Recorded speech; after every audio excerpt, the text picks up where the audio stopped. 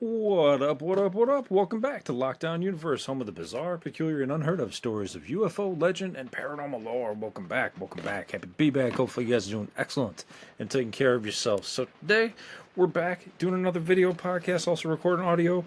And I have to say, I'm excited about this one because guess what? We are going deep back to 1957 to talk about the Saybrook blockheads. That's right. You may never heard of them, but that don't mean they don't exist.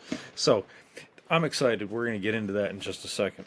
I am continuing to adorn and decorate the laboratory. We've got all kinds of stuff here, and if you're listening on audio, that's okay too. You can know that I am unboxing a new edition. I am unboxing a Zen Bigfoot that I got for my birthday last year, and I never pulled it out, so I'm pulling him out and unboxing him today. I'm excited.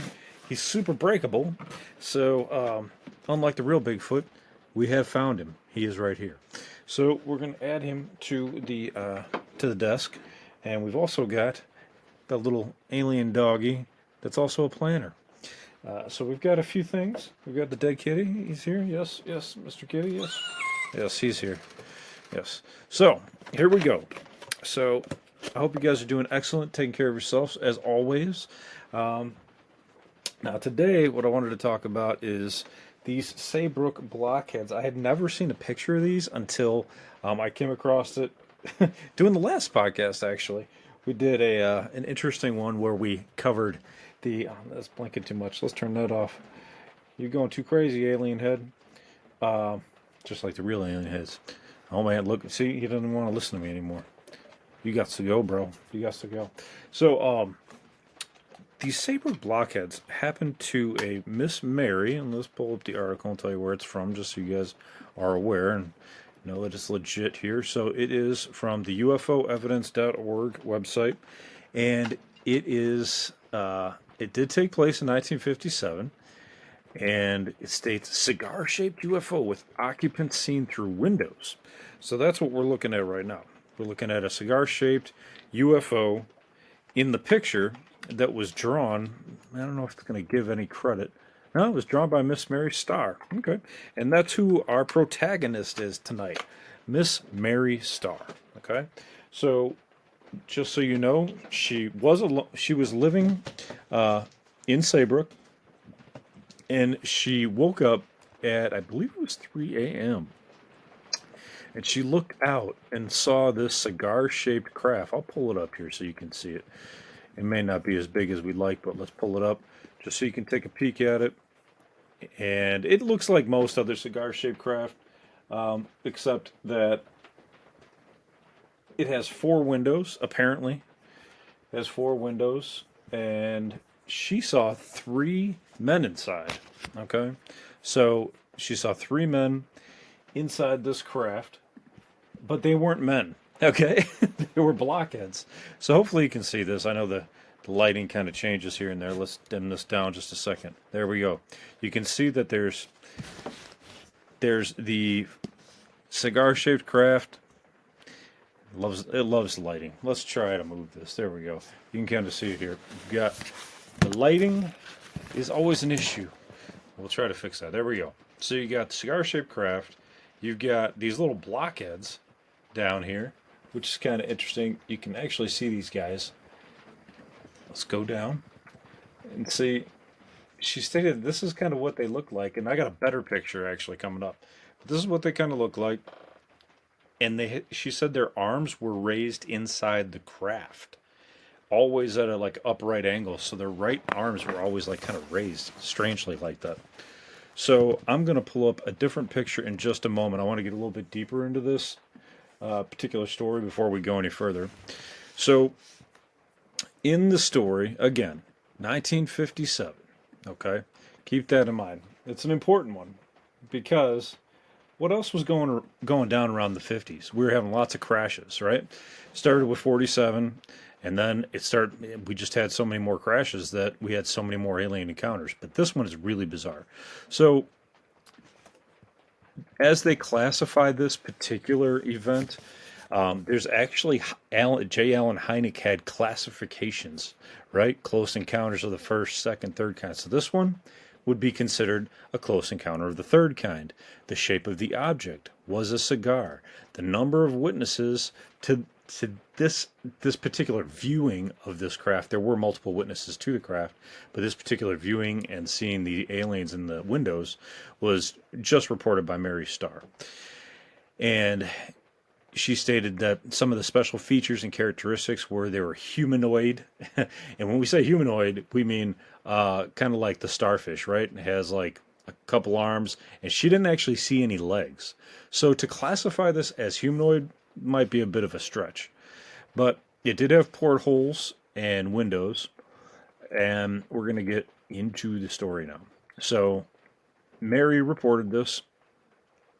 It was investigated by Richard Hall, the assistant director of NICAP, and she stated that she's actually states she has a master's degree from Yale.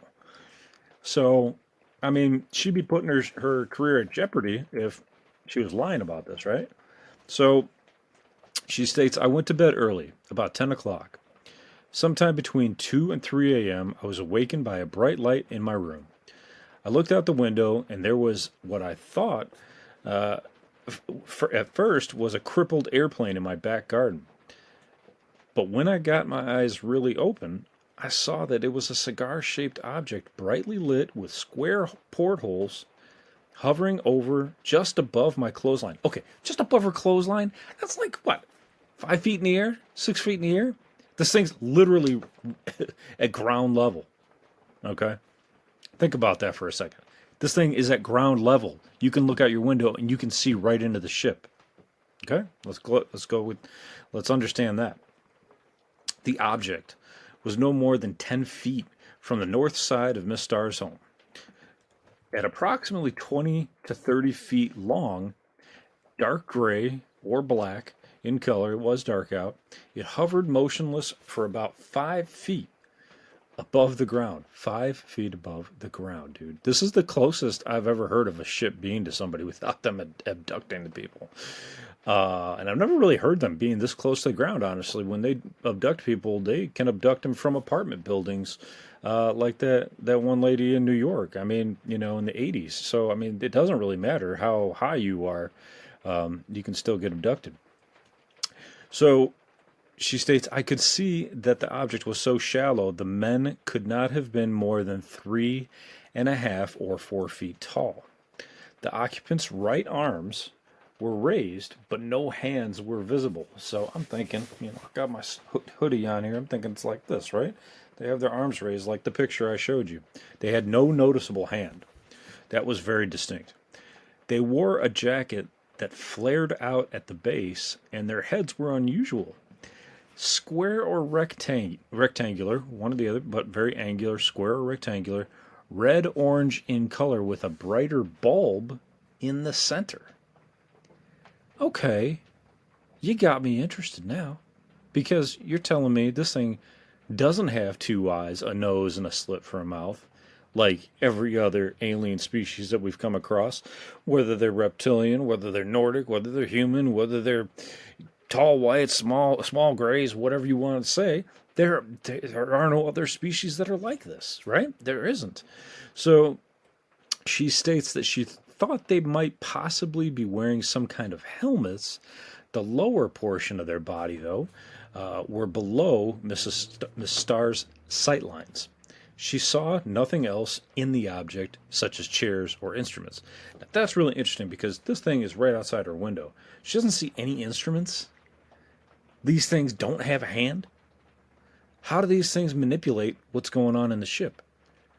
Sounds like this thing is probably remote controlled somehow, or is under some sort of drone control, and these things might be robots, just kind of going about doing their thing. It makes you wonder. There's more to this story, but it makes you wonder with this blob, this red circular orb inside of this rectangle. You almost wonder if this thing is like an entity inside of this box, and it's using this body for its needs, but there's no hands to manipulate anything. It's very bizarre. moving forward, she states that a third being actually came into view from the left. As Miss Star leaned forward to see more clearly, the portholes faded and the entire shell of the object began glowing brightly. From the top end closest to the witness, there arose a 6-inch antenna that oscillated and sparkled. After 5 minutes of glowing steadily, she watched this thing for 5 minutes. That's like an eternity when you're seeing a UFO or anything that's, out of this world or even bizarre, right? It traced or retraced its original path after 5 minutes of glowing. It glided smoothly in the direction from which it had apparently arrived. It then made a very sharp right-angled turn, appearing oval in shape.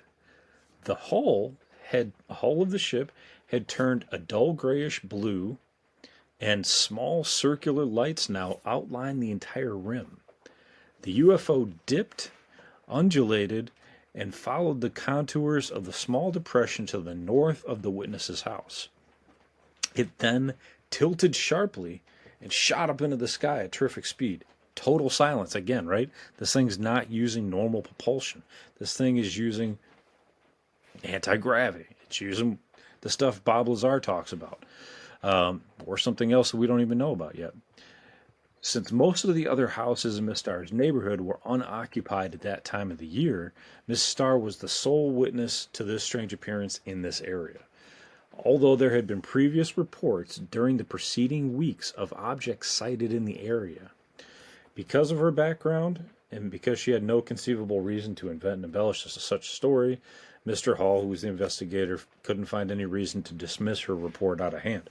So, this woman did go to Yale. She starts talking about this stuff in 1957. Nobody's going to hire her. If she is hired, she's going to get fired, and she's going to be homeless.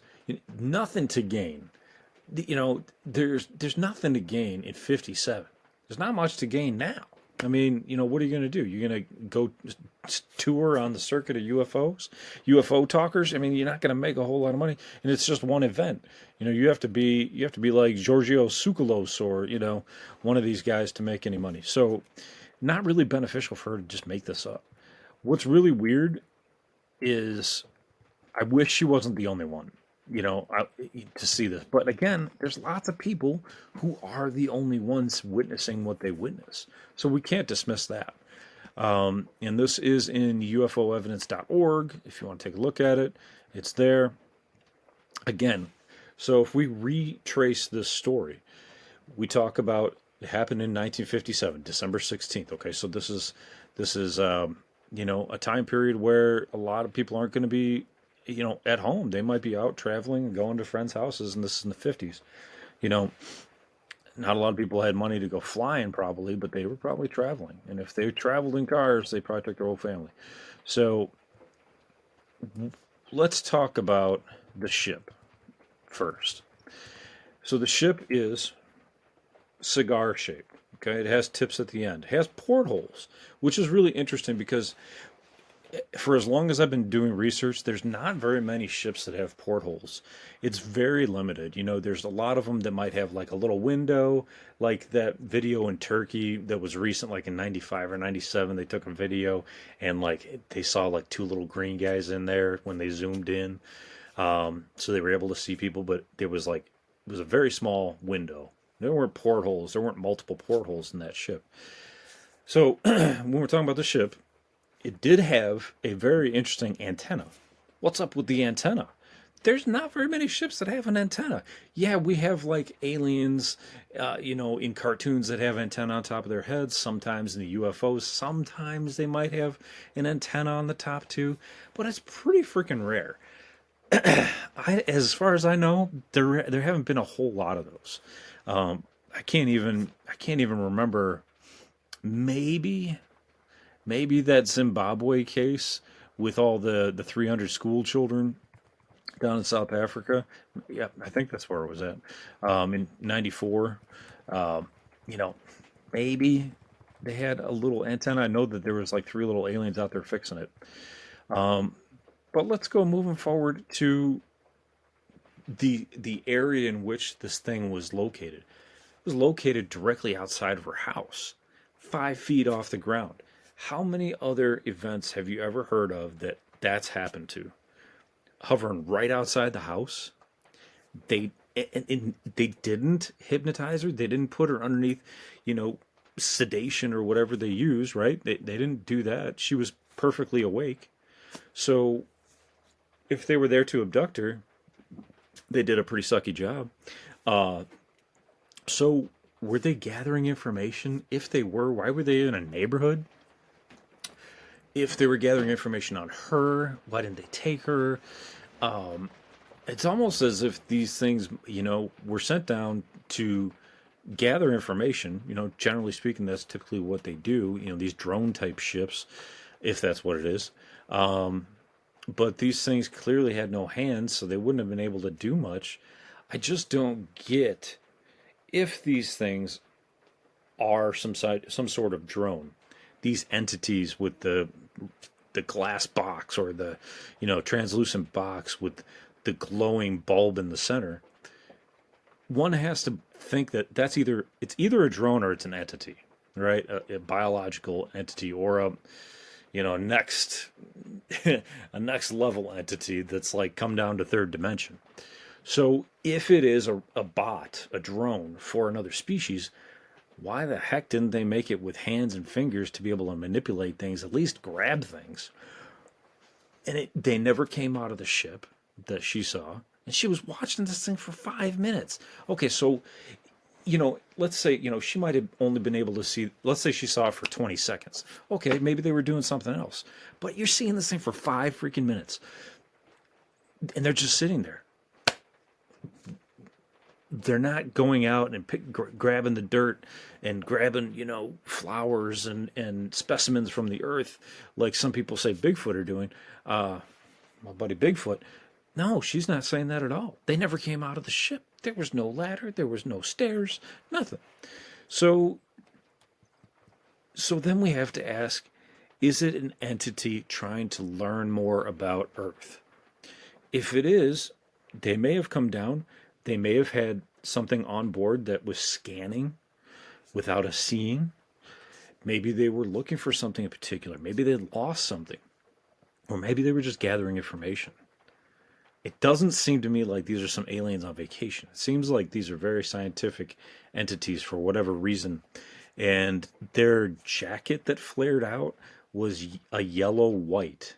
No legs were observed. So either these things were hovering or they had legs, but she said it didn't, she never made mention of how they moved. She never made mention of them walking. She never made mention of them hovering either. So I'm wondering how they maneuvered.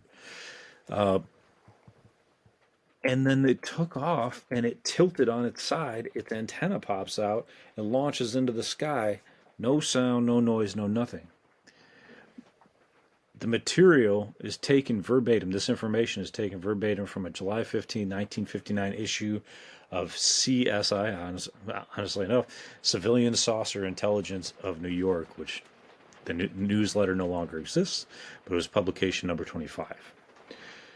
So, very, very interesting. We don't hear anything. There's nothing in this report that says anything about what happened afterwards. Was there any after effects? Was there anything that, came back later on? We don't have that information. I wish we did. We don't have that info. So unfortunately, there's nothing left, but that's okay because a lot of these stories, that's where they end. Upon vision and upon what they see, and that's all we have. The interesting thing is this story really hasn't been brought up very often at all on any podcast, really, or any too many searches of Google. So it's almost like somebody doesn't really want us to know about this. Now, here's a really cool artistic image of it. If you want to take a peek, if you're listening, you can always check it out on your phone. You can actually see the video on your phone. While you're listening to the podcast too. I'm just going to pull this up. Really cool. Really cool. Let me go pull back the video here. See what you guys are seeing. That way it helps Helps me figure out what you're able to see. Well, you can see it perfectly fine. So we've got an image of this entity. It's hard to see the redness of this shape here. Let's see if we can do anything about that. But there is a red glow in here, and then this this block is translucent. This thing looks like a thumb, doesn't it? And then it has this flare out. And here, I'll try to pull you guys closer. You can kind of see it there. See, that's a better shot. So isn't it interesting? It's got like a thumb. It's got a flare out on the bottom. It's got the cloth going up towards the cube, almost as if it's holding it and supporting it. It's very fascinating. It's very fascinating to me, and I don't know what to make of it. I don't know what to make of this story. It's so bizarre. I can't understand the functionality. Why would it have just this like appendage if it's not going to have a hand or something to grab? I mean, that's why humans are as advanced as we are, and as little as we are too. But as advanced as we are, we have the opposable thumb, right? So this thing kind of looks like a thumb, but without grasping things first and making tools and things like that, you can't do much. Now you have to wonder if these things are so evolved that they don't even need hands. That's the next question.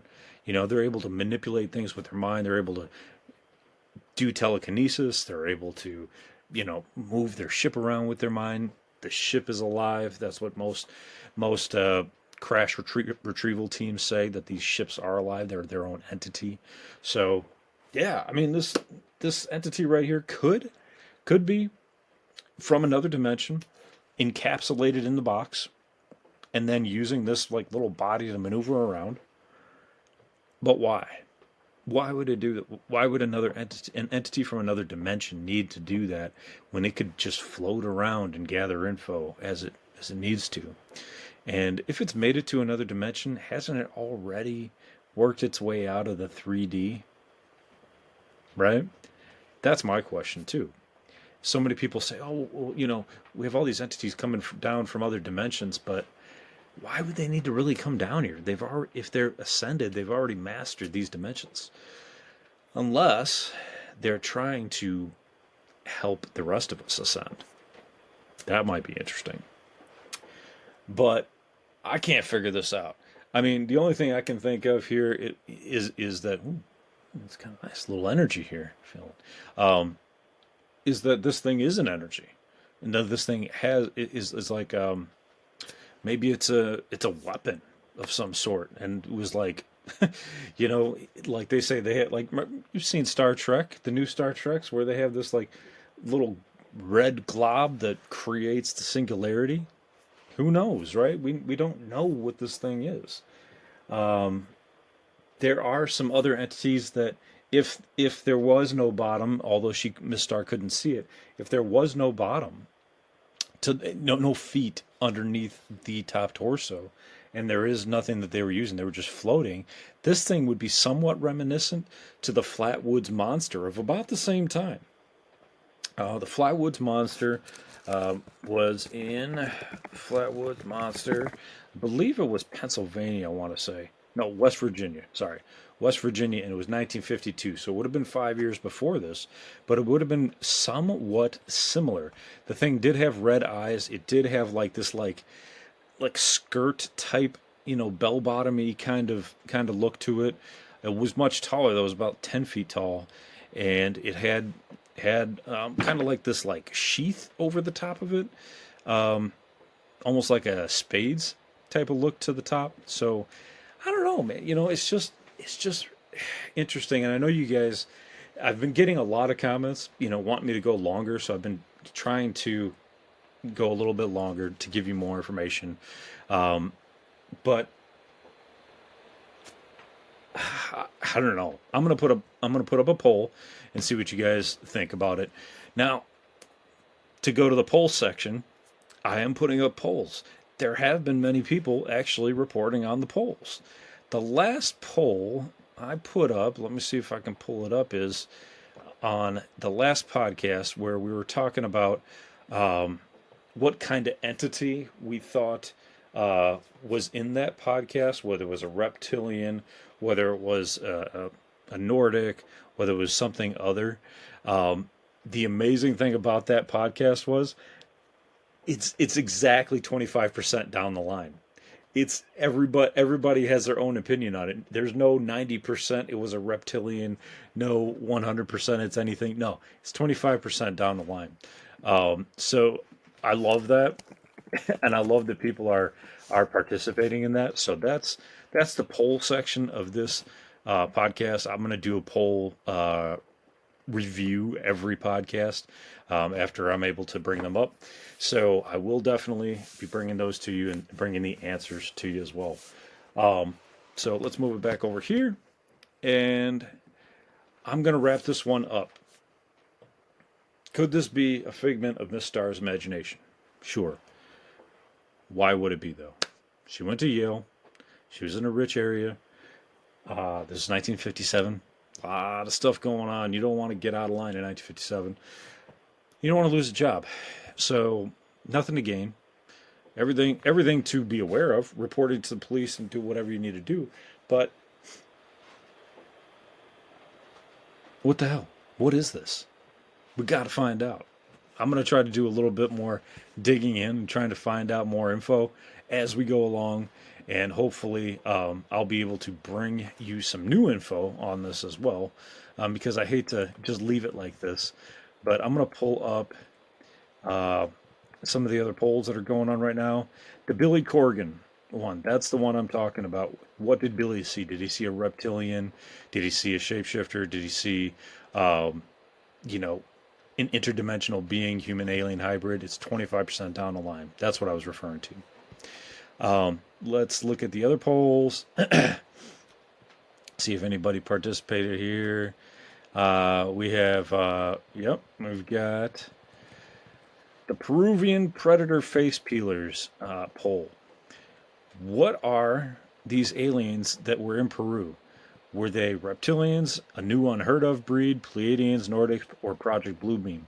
I thought people were going to vote more on Project Bluebeam, but apparently more people voted that it was a new unheard of breed, which is interesting because this is saying that more people are stating that there's more breeds coming down, peeling faces off, and they're not part of the reptilians and not part of Project Bluebeam. They're a brand new breed. So 33% said reptilians, 66% currently are saying it's a new unheard of breed. Nobody believes it's Pleiadians or Nordics or Project Bluebeam yet. So we will continue to follow up on that poll, and we'll do a poll tonight for this podcast as well. So please vote in on it. Do your due diligence. Let me know what you think.